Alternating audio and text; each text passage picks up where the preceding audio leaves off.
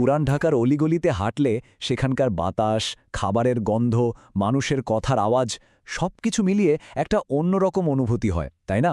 এখানকার ভাষা, খাবার-দাবার আর জীবনযাত্রায় কেমন যেন একটা আলাদা মেজাজ আছে। আজকের এই বিশ্লেষণে আমরা ঠিক এটাই দেখব। এই যে একটা স্বতন্ত্র সংস্কৃতি, এর শেকড় আসলে ঠিক কতটা গভীরে আর কিভাবে তা আজও এত জীবন্ত। তাহলে প্রশ্নটা হচ্ছে, পুরান ঢাকার এই যে একদম নিজস্ব একটা ভাষা আর এই যে জিভে জল আনা সব খাবার, এগুলোর আসল উৎসটা ঠিক কোথায়? কোথা থেকে এলো এই দারুণ সমৃদ্ধ ঐতিহ্য? চলুন এই রহস্যটার গভীরে যাওয়া যাক। তো এই গল্পের শুরুটা করতে হলে আমাদের পিছিয়ে যেতে হবে কয়েকশো বছর। ঠিক সেই সময়ে যখন এই অঞ্চলে একটা বিশাল সাম্রাজ্যের পদার্পণ ঘটেছিল। এই টাইমলাইনটা একটু খেয়াল করুন।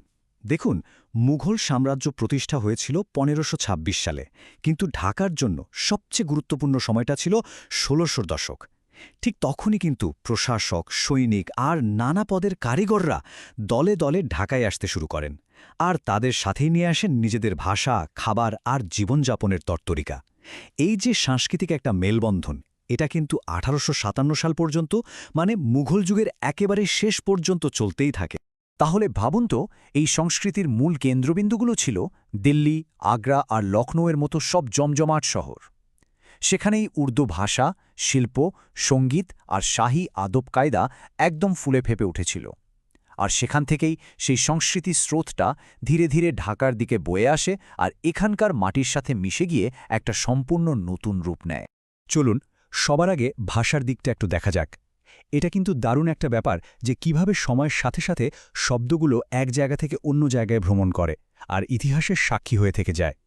এই স্লাইডটার সবচেয়ে মজার দিকটা কি জানেন? আমরা প্রতিদিন যে শব্দগুলো ব্যবহার করি তার উৎসটা কোথায় সেটা দেখা।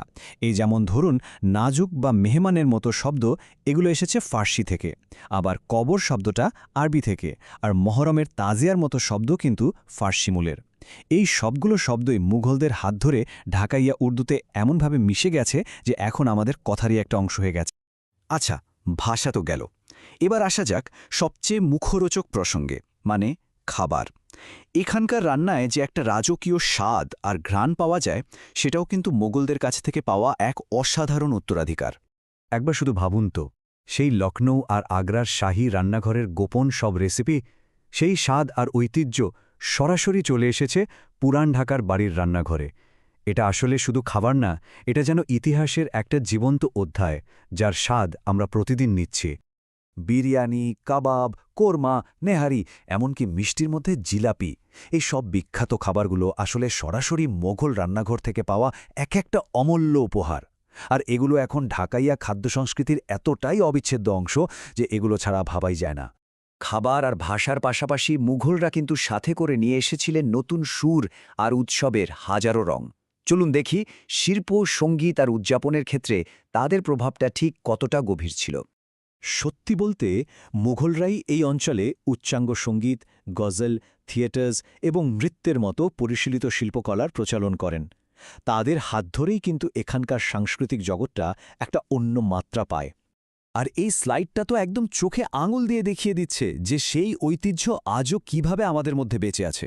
আজকের দিনের উচ্চাঙ্গ সঙ্গীতের আসর, গজলের সন্ধ্যা, বিভিন্ন শোকরীতি আর মহরমের সেই বিশাল তাজিয়া মিছিল, এই সবই কিন্তু সেই মুঘল ঐতিহ্যেরই আধুনিক রূপ, যা আজও সমানভাবে প্রাসঙ্গিক।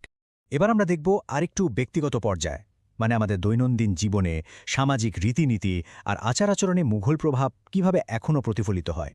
এই তুলনাটা কিন্তু খুব আকর্ষণীয়। তখন ছিল মুঘল দরবারের সেই পরিমার্জিত আদব কায়দা, আর এখন আমরা দেখি ঢাকাইয়াদের সেই আন্তরিক অতিথি আপ্যায়ন।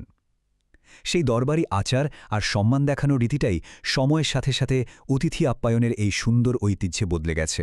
তাহলে মূল বিষয়টা হলো, ঢাকাইয়া সংস্কৃতি কোনো একটা জিনিস দিয়ে তৈরি না।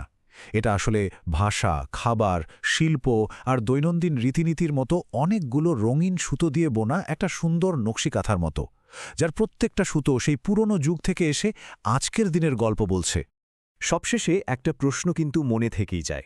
দেখুন, সাম্রাজ্যের পতন হয়, সময় বদলে যায়, কিন্তু কিভাবে একটা সংস্কৃতি প্রজন্মের পর প্রজন্ম ধরে মানুষের জীবনে, তাদের রান্নাঘরে, তাদের উৎসবে এতটা সজীবভাবে টিকে থাকতে পারে?